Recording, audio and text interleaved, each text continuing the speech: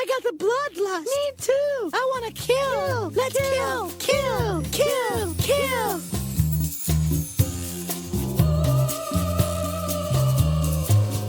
Hello, listeners, and welcome to The Bloodlust. This is your go-to podcast for classy broads talking horror since 2014. This is episode 289 of the program. Tonight we are talking about the new movie by Kiyoshi Kurosawa, Cloud, now streaming exclusively on the Criterion channel, but also available to rent. I don't know why I put that emphasis on it. To rent. My name is Amy. I am your fearless leader, joined as always by my lovely and talented co-host Kay. Hi, I'm Kay. I'm here. You're queer, get used to it. Get used to it. We're used to it. And boss, of course. Slap. Yeah. Tail wag. Tail wag. It's not good boy. This is not good boy this time. You gotta be quiet, okay? Listeners, boss has gotten into this obsession with having his butt smacked right above his tail. And while we do it, his legs like collapse and his tongue rhythmically goes out and in. It's very weird. He likes what he likes. He doesn't apologize for it. Please don't shame my boy. Sorry, I didn't mean to yuck his yum. We hope you all had a lovely Halloween. Spooky Halloween. We handed out candy to approximately 5 kids. No good costumes. I was very disappointed. It was very cold. I don't know, maybe 10 minutes into the evening, I was like, I need a blanket. And then I was like, yeah, I'm a ghost. Just wrapped around my head and body. That's right. I hope you guys had a better Halloween than we did. And it snowed today. So welcome to Still snowing. Seasonal affective disorder to all of you who celebrate. Stupid. You're very funny. But with the arrival of cold weather means lots more time to lay around and watch movies, which we did today. That's and all last we night. did. I have 3 movies that are waiting on reviews on Letterboxd that I haven't logged yet. Because we never stopped watching movies. Because we just didn't stop. We went last night, saw a couple movies in the theater, listeners. We saw Begonia last weekend and enjoyed. Very good. Very funny, very good performances. And then yesterday we saw Die My Love, the new Lynn Ramsey movie starring J-Law and R-Pats. That one made me cringe the whole time. Oh my god, I'm uncomfortable. Oh yeah, Oh, it was God. pretty awkward. Also a dog gets shot. I didn't care for that. No, I didn't think you would. No. And I was dreading it for the whole 55 minutes of the movie until it happened. I did look it up beforehand. Of course you did. You gotta know these things. Friend of the pod, Andrew, gave me a heads up and I appreciated that. So, and then we were watching this movie that we're reviewing tonight, Cloud, and one of our horror homework movies. It's been a busy day. And Taskmaster. Don't forget about Taskmaster. Oh, we could never forget about Taskmaster. No. The most glorious British game show. Why don't we get into horror homework? Let's go. Well, what are we doing first, my love? We're going to go chronologically, so we're going to start with The Innocents. That one was released in 1961, directed by Jack Clayton. He didn't make a whole lot of stuff that was very acclaimed other than this. This was his most acclaimed movie. He also directed The Great Gatsby, the one with Robert Redford, and Something Wicked This Way Comes, which is a adaptation of a Ray Bradbury novel. Both good, but nothing crazy. I think this movie is lauded and critically acclaimed more because of the cinematographer, Freddie Francis, who does a wonderful job here in black and white CinemaScope. He also was cinematographer for several David Lynch movies, including The Elephant Man and the Straight Story. He was the cinematographer for the Cape Fear remake that Martin Scorsese did. Martin Scorsese, by the way, this is his favorite horror movie, The Innocents. So that's the connection there. He also was the cinematographer for Return to Oz, which we just watched recently. So, babe, tell us what The Innocents is about. You got it. It's based on The Turn of the Screw, which is a novel by Henry James that came out in the 1890s and was adapted partially from a play called The Innocents and also reworked by Truman Capote, the writer, in the midst of him writing In Cold Blood. Very busy. Yeah. Very busy. He churned this out. All right, sorry. On to you, babe. This is my time to shine, and I thank you to not forget it. I'm sorry I stepped on your cues. Thank you. All right, so I'll cast these two kids whom he wants absolutely nothing to do with. The last nanny had died just about a year ago. Miss Giddens applies for the job, but it is her first position as a governess. Unc doesn't care. He's looking for literally anyone that is willing, and anyone that won't bother him. You're hired. Flora is a perfect little angel, and even Miles, who is sent home from boarding school, is precocious, but is very sweet as well. Miss Giddens starts seeing ghosts. First a woman by the lake, and then a man around the estate. Miss Groats, who is the housekeeper, puts it all together that it must be the old nanny, Mrs. Jessel, and Mr. Quint, the valet. They were in love, and they would use rooms in daylight as though they were dark woods. Bounce, chitcher, wow, wow. Get ready. We are taking leaps now. Obviously, the two ghosts are still in love. They are possessing the children in order to touch each other in the afterlife. Also, all they have to do is to release the kids from the spell is have the kids admit just one word of what's happening. So, Flora's dancing outside, and Miss Giddens is trying to make her admit that she also sees the ghost of Miss Jessel by the lake, and she shakes that baby. Flora is insistent that she cannot see the ghost, and she starts screaming. That lasts the entire night. Miss Gross... Just incessant screams. Just screaming and screaming. Miss Gross pieces out with Flora. Very good. Someone needed to. But that's fine because Miss Gibbons decides that she must have Miles alone to get him to admit the possessions are happening. Miles also cannot see the ghost and is so frightened by this whole ordeal. I thought you were going to say by this whore. This whole ordeal that he straight up dies. The end. And then what happens? And then Miss Giddens plants a very weird, very long kiss. Oh, I forgot about the mouth kiss. 2 mouth kisses in this between a child and an adult. One instigated by the child and one instigated by the governess.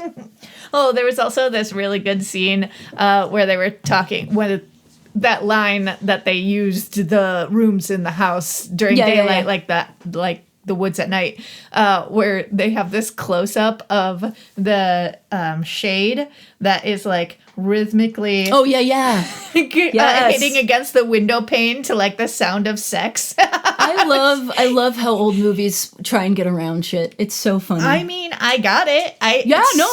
Good job, director. You get exactly what's being hinted here. I hear what you are saying. Those kids are fucking. Oh, I mean, the ghosts are fucking. Right. What a dirty mind this bitch had, right? Yeah.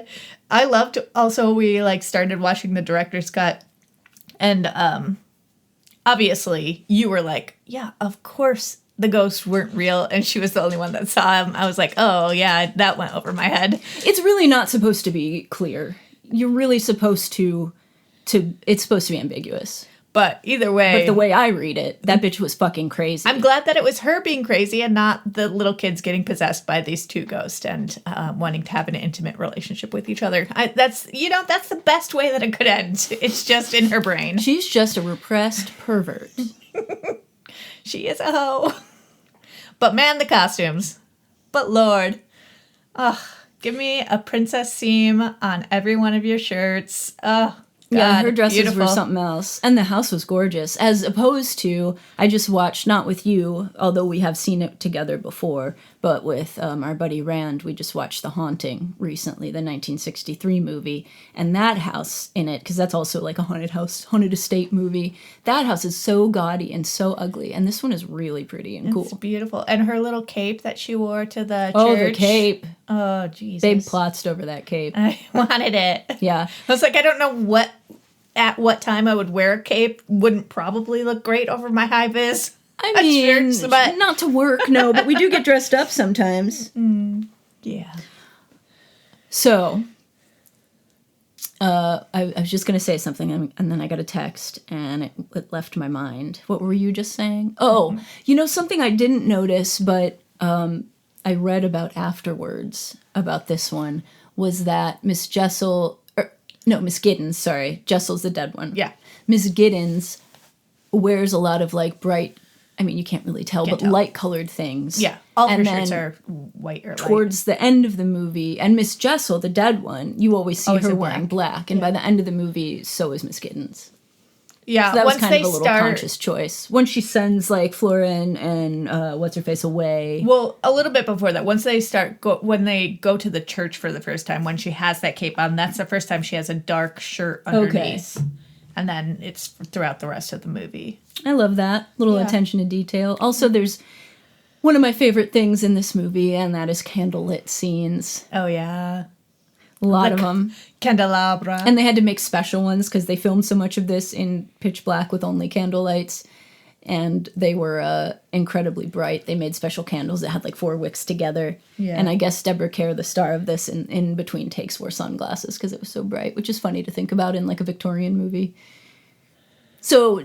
But it also, like, fucked with their continuity because they burned so fast because there was 4 wicks in them. There's only one scene that I noticed it where she, like, I thought they did a pretty good job because I was paying attention to that, too, like I do with cigarettes in movies. Yeah. Yeah. There's one scene where she walked through, like, a threshold of a door, and before it was, like, way high, and when she got back, it was, like, way low. Listen, it was a long threshold, babe. Yeah.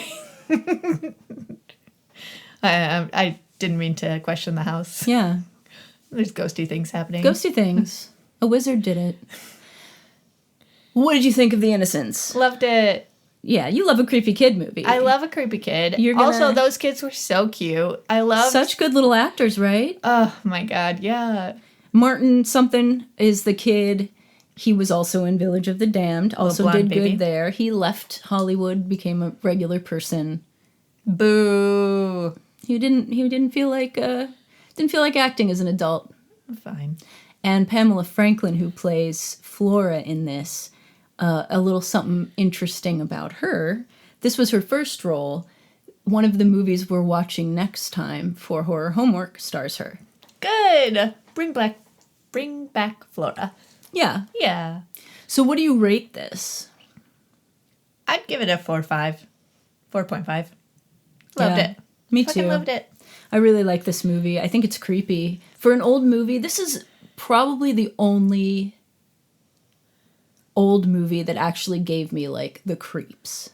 The shot of the governess standing in the lake is a really good visual. The way he cuts to it and stuff, like, I think it's a really well done, kind of modern feeling scare that you wouldn't expect from, like, a Victorian story like this. And just all of the, like, creepy little things that the kids do. Miles has a little pigeon that had his neck broke, and he has it under his pillow to keep it warm so that he can... Oh, creepy little babies. But they were sweet kids. Yeah, I know. Sweet little babies.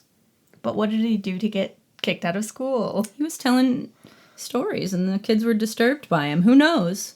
I didn't say they weren't weird. They're obviously weird. Well, that's probably they get excited and do like a play reenactment for her. They're nerds. Yes, I really enjoy this movie. It's one of my favorites, which is why we watched it on Criterion. This is only available as a rental as of right now, but we both highly recommend. It's a great movie, and we have it on Blu-ray. We sure do. So whatever. No big whoop. That was The Innocents.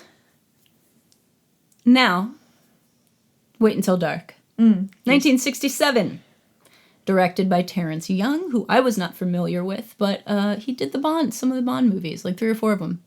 Okay. Not my bag. Not my bag. Not my bag. This is also rental only. We already warned them about it. It's fine. Okay. I'm just letting people know, again, just in case. What if this is the first episode they ever listened to? Anyway, Wait Until Dark. Starring Audrey Hepburn. Yeah. And Alan Arkin. It's me. And I just noticed for the first time watching this that you look a lot like Audrey Hepburn.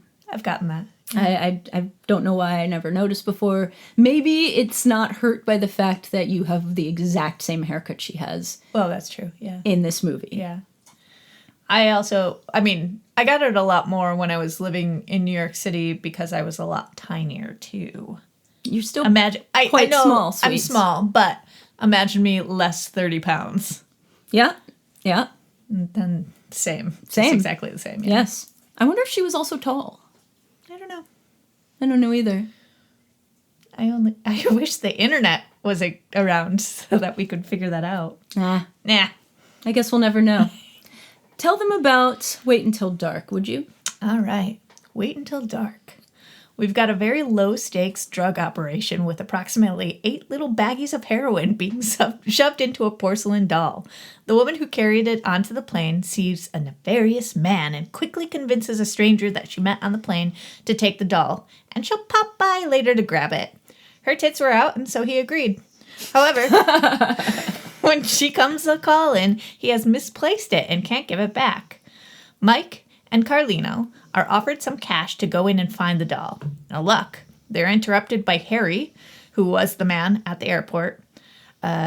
He has a weird wig and shades, and he offers them more money and sprinkles in a little blackmail because the First Lady's dead body is in the apartment, so they have to take care of that as well.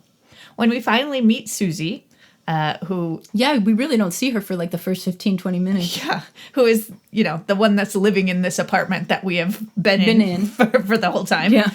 When we finally meet Susie, she's trying to learn to live as a blind person after an accident 1 year ago. Mike tells her that he is a friend of her husband from the army and wanted to grab a drink. Bad luck, Sam's not at home. Mike leaves, and Harry comes in, dressed as an old man, shouting and knocking things over. Susie calls Mike back so that he can, quote, unquote, call the police, unquote, and that's Carlino. They do a whole song and dance about this guy that barged in while swiping down all the surfaces that they happened to touch the day before. Harry bursts back in, third wig.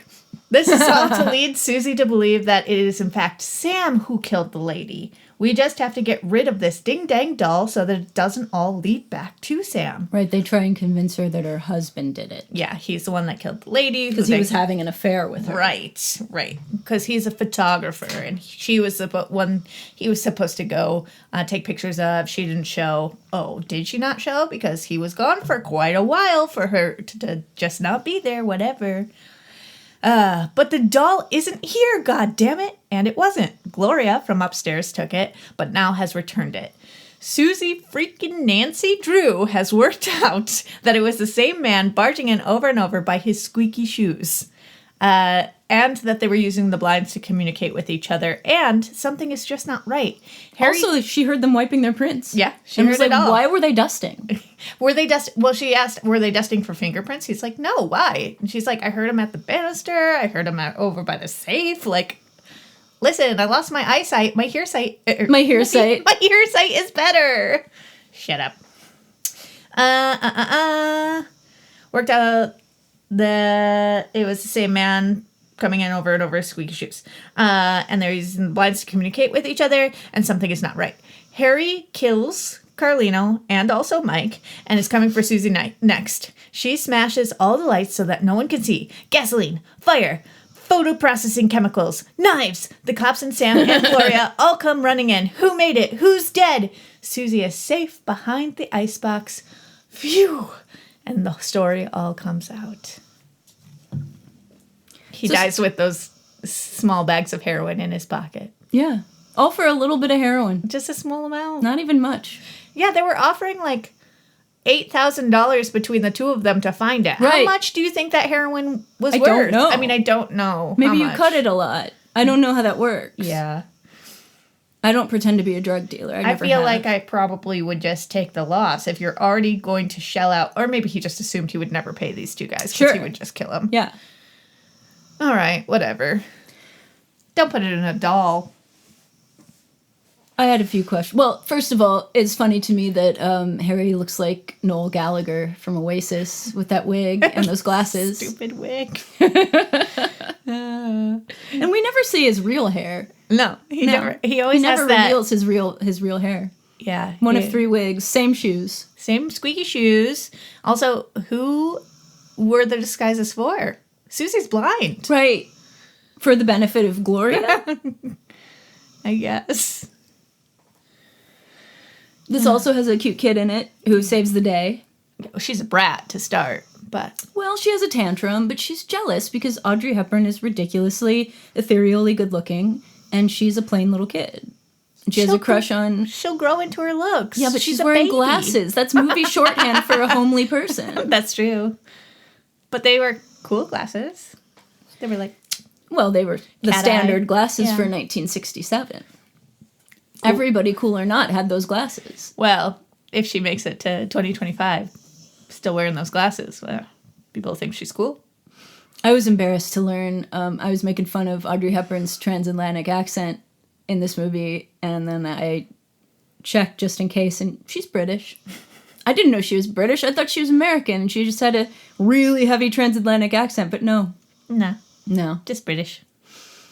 I didn't know that either. I just know that she talks like that in all the movies, but apparently that's just her That's just her voice. Except in My Fair Lady, she doesn't. I don't know that I ever saw it. She has a Cockney accent. That's like the whole movie. He tries to teach her to be a lady, and so he teaches her how to speak proper British, high British, instead of Cockney. Cockney. Yeah. Well, What did you think of Wait Until Dark? I love. You enjoyed it. Yeah. I mean, it did help that it was Audrey Hepburn. Never hurts. Never hurts.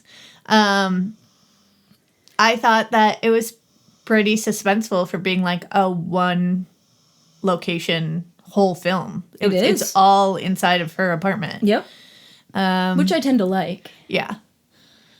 I just love how smart. It really made me root for her. I was so happy when like she was just like, this happened, this happened, this happened. I noticed these things. It's like, yeah, you're so smart. You go, girl. Get them. Yeah, I feel a lot of enjoyment watching this because of the way that it's the same thing that I like about Home Alone. It's watching somebody who's vulnerable get it over on some assholes that are trying to take advantage of them. Fuck off, Sam.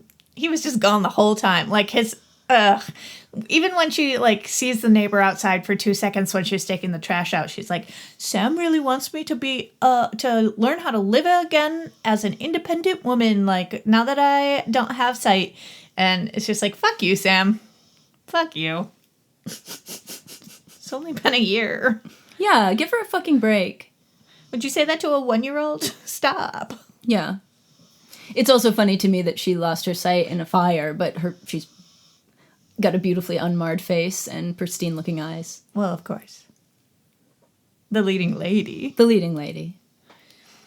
What do you rate this out of 5? I'll give this one 4.5. I'm feeling you like generous. both of these. I'm feeling generous. Great. Not for the movie that we're about to review. Yeah. I'd probably give this one a 4.5 to 4 or 4.5. I really enjoy this movie. I like a good thriller like this. Yeah. It seems like a lot of work, but to come up with all that stuff. But I tend to like movies like this. I love when she went around and smashed all the lights. Yeah. Smart girl. Very smart. Very smart. She's one of those people like Mia Farrow and like the girl from Eyes Without a Face, I think, who are just so ethereal looking and vulnerable looking. You just want to like put them in a little glass case and take care of them. But it's nice that she has some agency. So does Rosemary. Both of them do. So those were our horror homeworks. I guess what would be the unifying theme between these? Both ladies taking care of things for themselves, except one of them was really wrong. But she believed it wholeheartedly. Yeah. Yeah, I mean, she did also have the moment of, I've got it. Right. This is exactly what's happening, and I will follow it all the way through. She just happened to be batshit. Off base. I guess that's the through line with these. That's it. If you've seen The Innocents and Wait Until Dark, I would love to hear what you think, listeners. You know how to get in touch with us. Next time, we are going to be watching a movie from the 70s and a movie from 1980. Ooh. First off, we're going to be watching The Legend of Hell House. not to be confused with The Haunting of Hill House. I'll stop saying it, I guess. I probably won't. This movie is based on Hell House, which is a Richard Matheson novel. Richard Matheson wrote a lot of Twilight Zone episodes and stuff. You love those. I love those. You do not. I don't. It's not a Twilight Zone episode-y kind of movie. Thank God. It's a old school haunted house, very similar to The Haunting, but updated in modern day and not, well, I guess not that updated. It was 10 years later. Very similar to The Haunting. A little bit more, less suggested, more shown. The book is really wild. I read it a couple years ago, and you can definitely see that Stephen King is very influenced by him.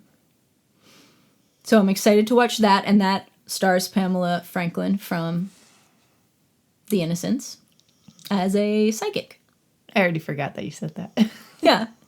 And I was like, Pam Grier? No. That one's rental only, but again, they're like $3.99 or less. So I recommend it. I think it's really good. And then we're going to be watching another one of my favorites. Came out the year I was born. The Changeling. 9 years before I was born. That's correct. Yeah. If we're just putting people in context. To put myself out on Front Street here, it's from 1980. And it is currently on Tubi. Tubi. Yeah, this was going to be a rental, but it just got put on Tubi, so. If you haven't seen The Changeling, it's another haunted house ghost story. We'll have to rock, paper, scissors and decide if we want to just watch it with commercials or shell out the $3 Yeah. and watch it. The commercials do kind of ruin the flow. They sure do. Yeah. So you're free to watch it on Tubi, or it's also like a $3.99 rental. Haunted house movie, good mystery, George C. Scott in the lead. Very cool, creepy movie. So those are our next two. We'll be doing those in 2 weeks. That has been horror homework for this episode.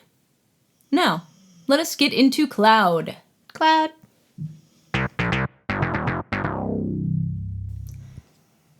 Cloud is unrated. It has a runtime of 2 hours and 4 minutes. It was written and directed by Kiyoshi Kurosawa, who you may know from movies such as Pulse, Cure, and Creepy. Weirdly, he made 3 movies in 2024 when this came out. Were the other ones creepy? No. This premiered at the Venice International Film Festival August 30th, 2024. It was released as a limited theatrical run in the US July 18th of this year.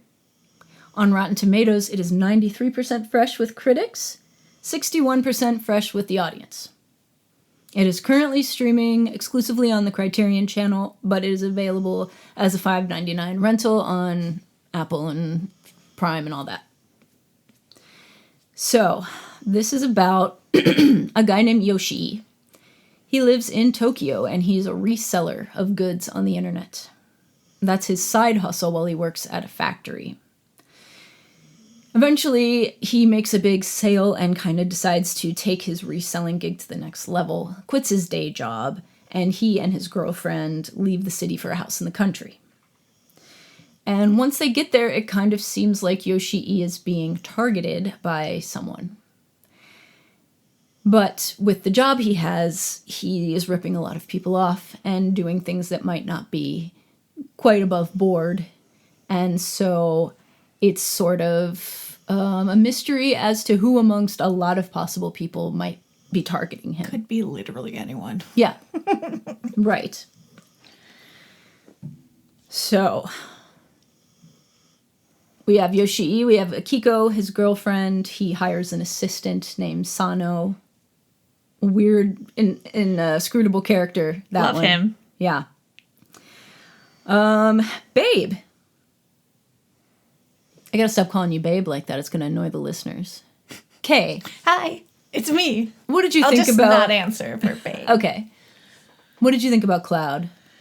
I think it's not really my type of movie that I usually go for. I'm not like more of the action kind of,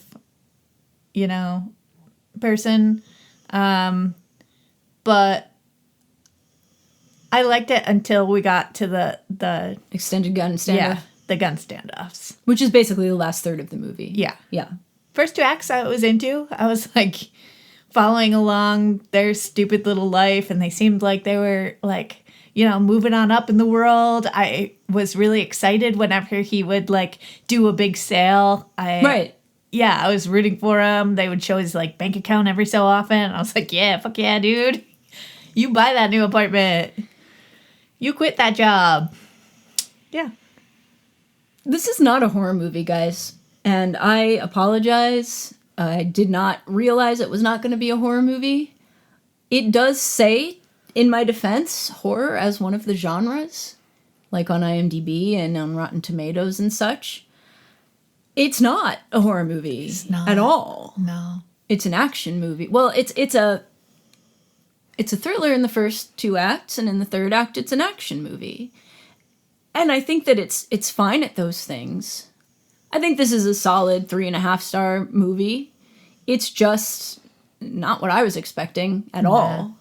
Having seen his other movies, you know, there's a supernatural aspect to 2 of the 3 I've seen. I've seen the ones that I mentioned, Cure, Creepy, and Pulse.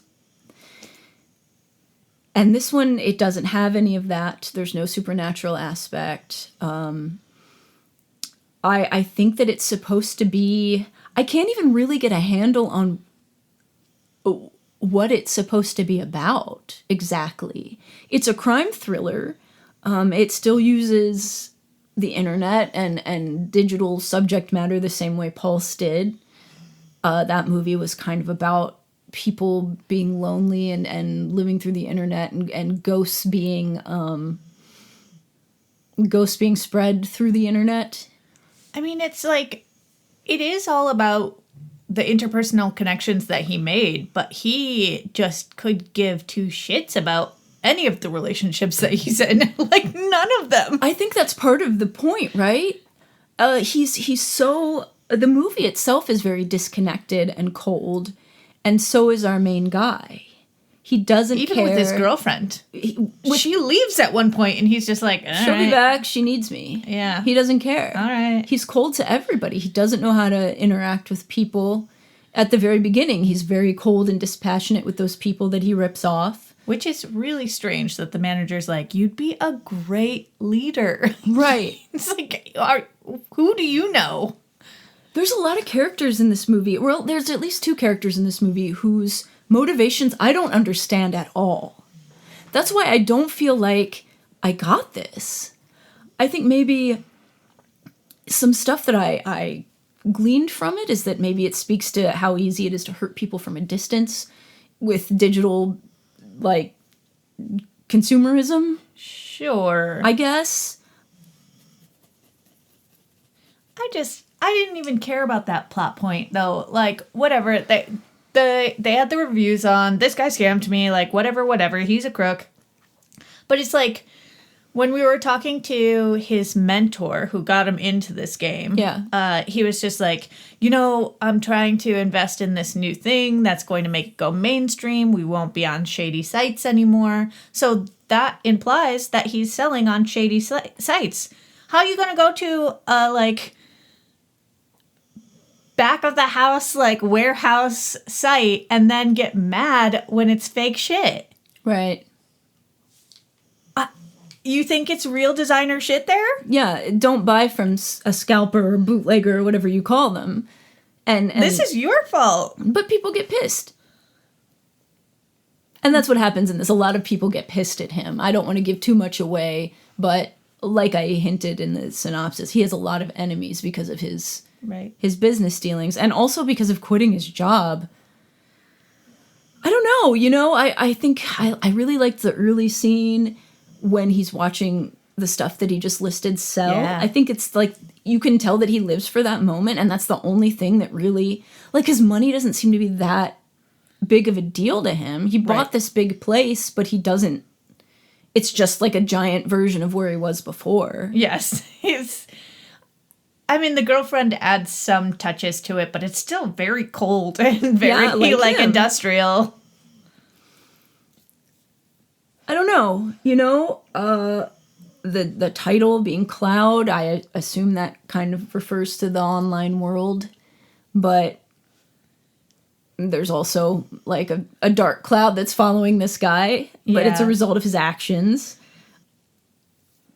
I don't know. I found that it had a lot of weirdly funny moments. I did enjoy a lot of the humor.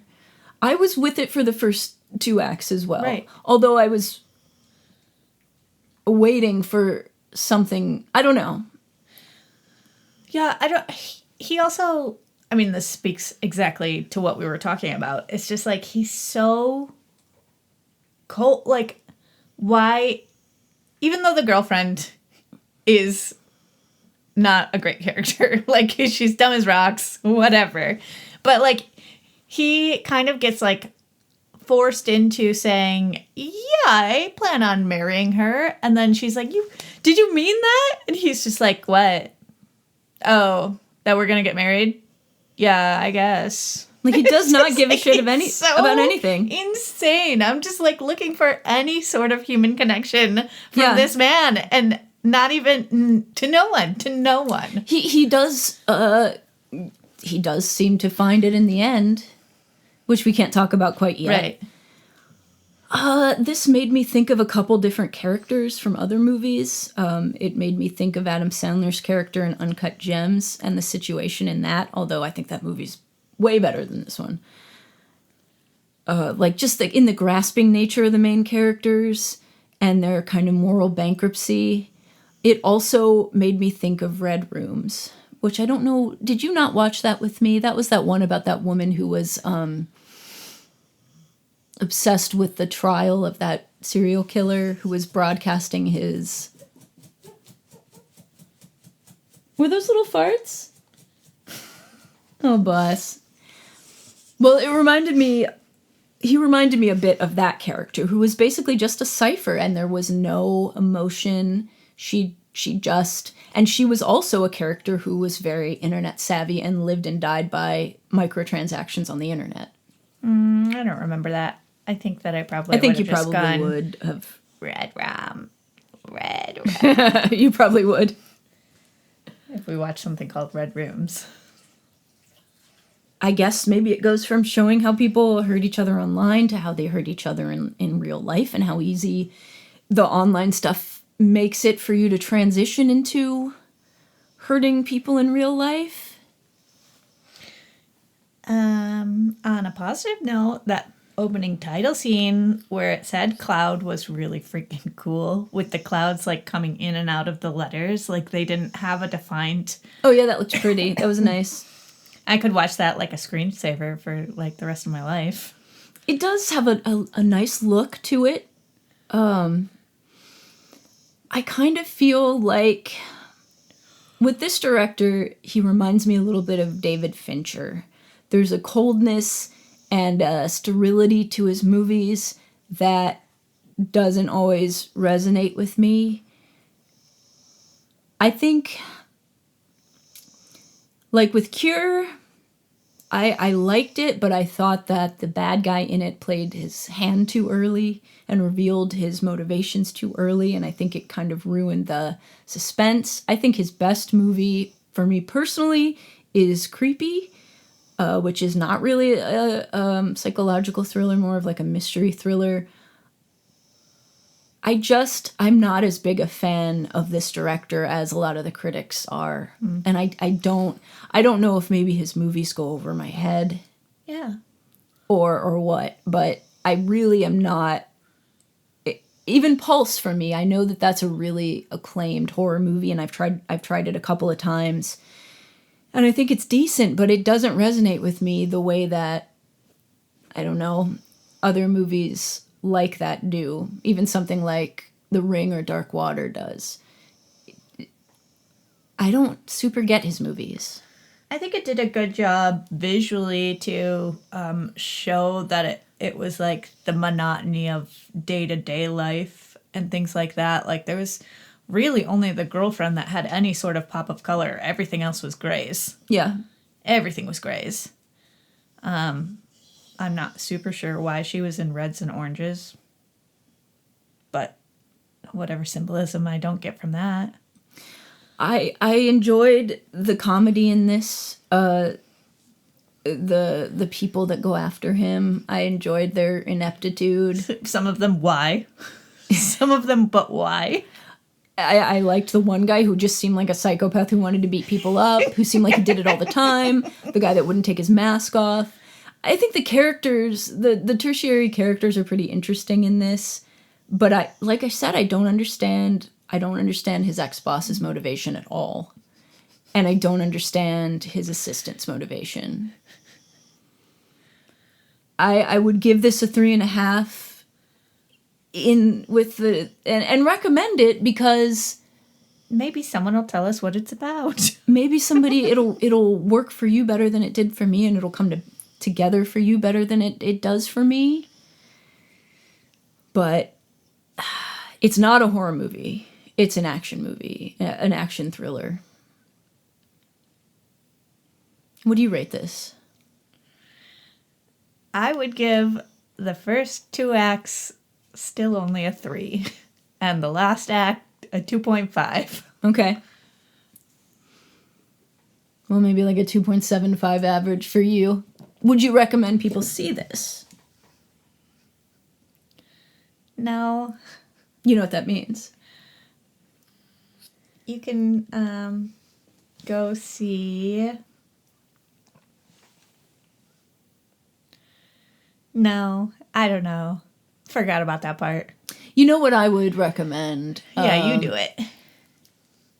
Something that I liked better than this that has sort of a similar plot is Emily the Criminal, starring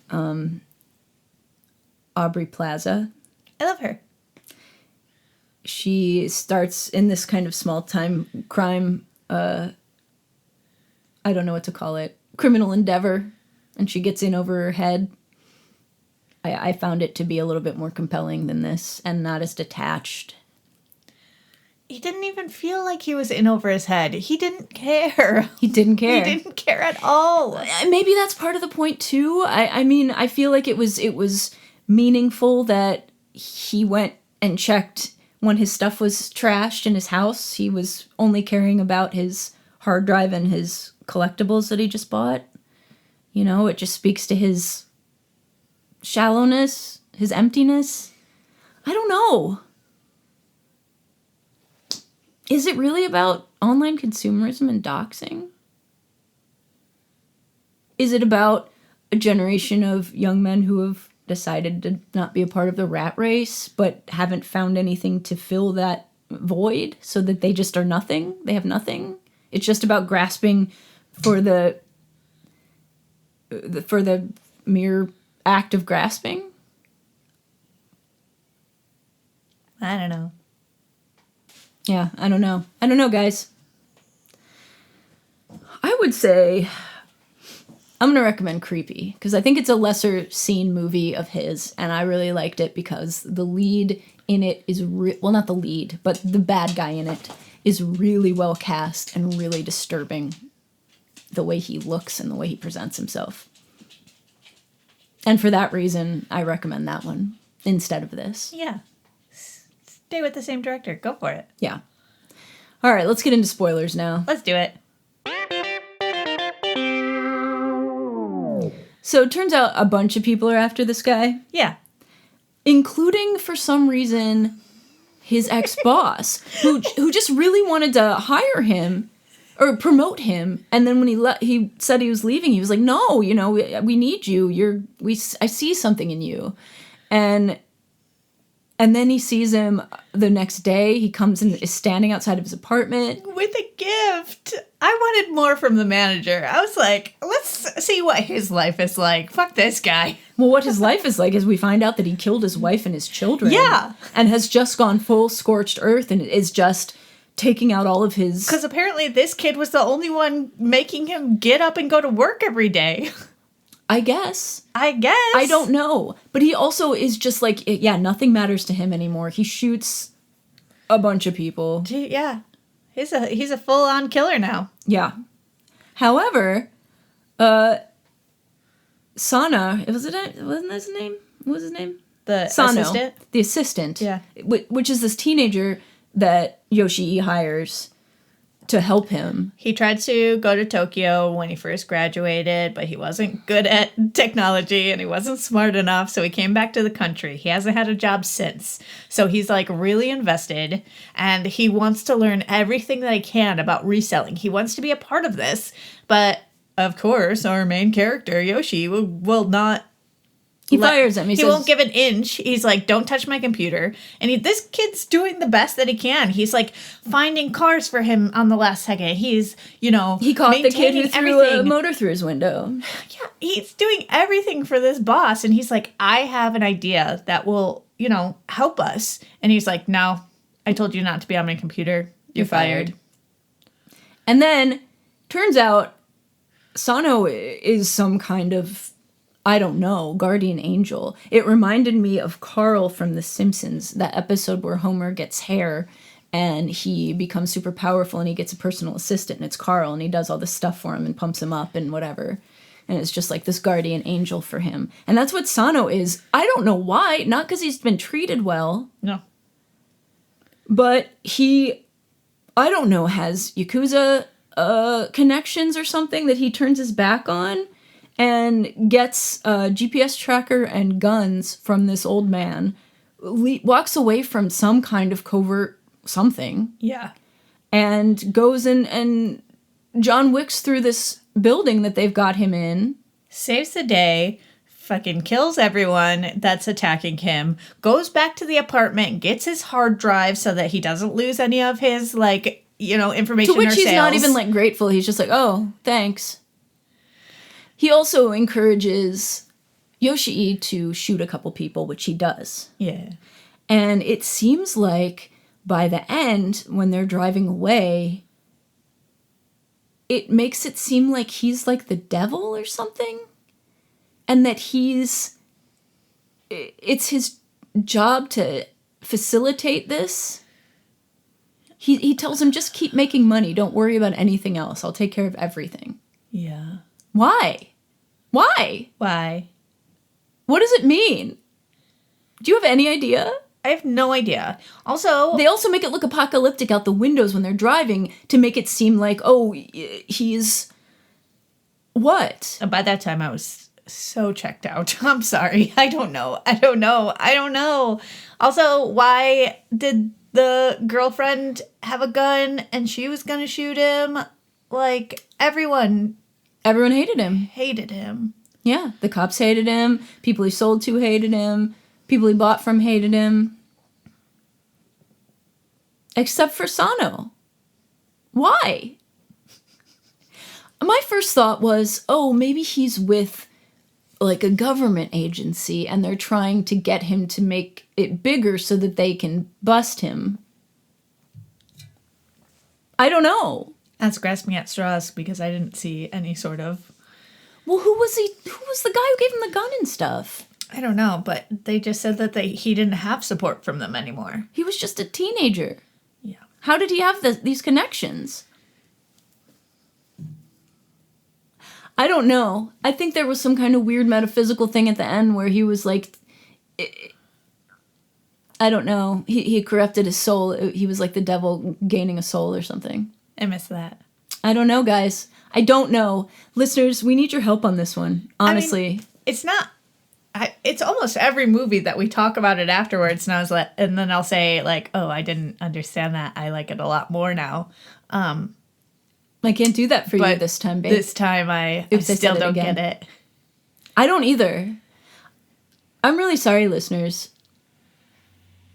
I don't know what to tell you. And if you're screaming at, your steering wheel whilst you're driving, listening to us, pull over. Give us shoot us an email. Please. Explain it to us. I really need somebody's help. Fiction isn't real, maybe. You comment a lot. I feel like you have a lot of good insight. Tell me your thoughts about this. Were we just butthurt it wasn't a horror movie? It might be. Kay was butthurt that it was an action movie for sure. Oh, yeah. As soon as they started bringing out the guns, I was like, how many more guns are we going to be shooting? It's not my bag either. Stop. But I don't mind it. I mean, the action sequences were done nicely. But that's not really... It's not my bag. It's not enough for me. No, and that. I don't know what else to say. I knew this was going to be a short one. I mean, it's still 50 minutes. Yeah, we can bullshit our way about anything. So that's what we kind of think about Cloud. I don't really know what to think. Maybe, I mean, we watched it this morning. Maybe if I had more time to sit with it. But I don't think so. The amount of notes I have. Note number 1. Well, not horror. Girlfriend. Annoying as fuck. Manager. Far too invested in this man's life. Yes. All right, listeners. Some movie news tied in with something that I read this year. Oh, I hit my reading goal for 2025. It was only 26 books. My mom is at 90. She's sure to get 100 by the end of the year. I'm pretty sure I'm at 92. Yeah, but my mom reads them. That's true. Well, your mom's also retired, okay? Yes. But anyway, in movie news, Jane Schoenbrunn, who you might know as the director of I Saw the TV Glow and We're All Going to the World's Fair, has signed on to make a TV series based on the graphic novel Black Hole by Charles Burns, which I read a couple months ago. And it's a body horror, sexually transmitted body horror movie, or comic TV show. So I'll be excited about that. Filmed reel, other things, computer graphic, GIF, Zoetrope, clip art. Clippy. I just read a book that was not horror for book club. And then I read another graphic novel, this one by Dan Close, who wrote Ghost World, called Monica, which was really good. It was about cults and finding your parents, your long-lost parents, and ghosts.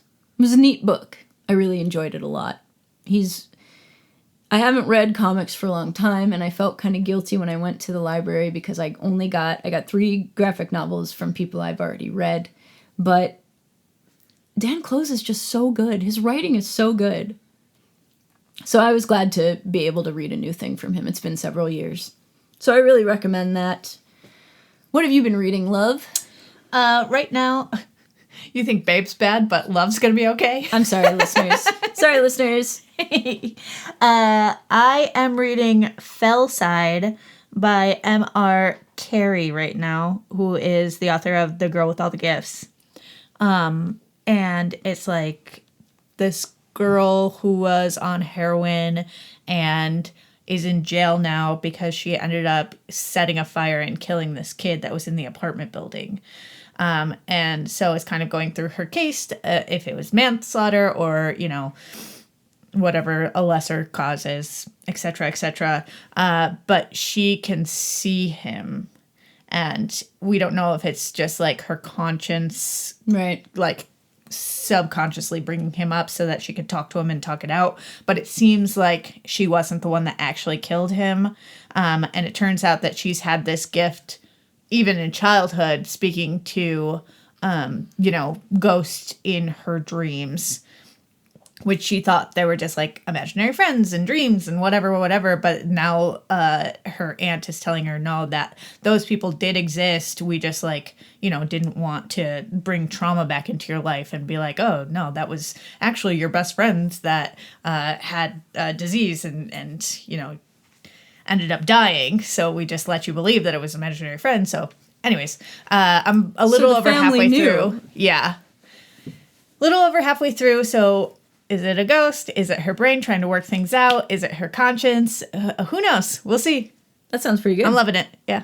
I liked the Girl with All the Gifts book. It follows the movie really closely. It wasn't the book. there. So. The movie follows the book really closely. Yeah. Yeah. I liked it. Well, great. That sounds good. Yeah. M.R. Carey. M.R. Carey. I'd like to read another one by him, her. I don't know. I don't know. We could look it up. Still no. So, Fuck listeners, you, the internet. let us know what you've been reading. We're always looking for book recommendations. And for our next movie, we are going to be doing another month, another Oz Perkins movie. This one is Keeper. It opens in theaters November 14th. Stars Tatiana Maslany from Orphan Black. The trailer looks cool. I'm trying not to learn anything about it. There's been a lot of hype again, so I'm expecting people to rebel against that like they did with Long Legs. Sorry that Neon's good at marketing. You can't get mad at the guy for it. I'm sorry. As you listeners probably know, I am an Oz Perkins fan. Although I didn't think his last two were great, I still have high hopes for him. And high standards for him. And like him. So I'm excited about this. We hope that you will go see it also and join us back in 2 weeks' time to discuss it. I'll be here. Yeah, me too. Yeah. Have you reviewed our program yet? Kate loves when I ask this. Please review us on your listening platform of choice and give us a rating. Subscribe to us on YouTube. Interact with us. Maybe we'll call out your name on the episode to explain things to us. Yeah, right. You can email us at thebloodlustpodcast@gmail.com. You can leave a message on our website, thebloodlust.net. You can find us on Facebook, Instagram, and Threads. We'd like to thank you for listening. Hope you have a lovely early November. I hope it's not snowing where you are. Yeah, I hope it's not snowing where you are. And also pitch black at 6:11 p.m. Sigh. Heavy sigh. We're still going to brave it, though. Yeah, we are. Yeah. We are. Okay, Listeners, thank you. Thank you for listening. Kate, thank you for joining me. It's a pleasure. Thank you for having me. We will see you next time when we will be reviewing Keeper. Until then, this has been episode 289. I have been Amy. And I'm Kay. Thank you, good night. And hail Satan. Praise his name. Merry Christmas. Merry Christmas. Satan. Hail Santa.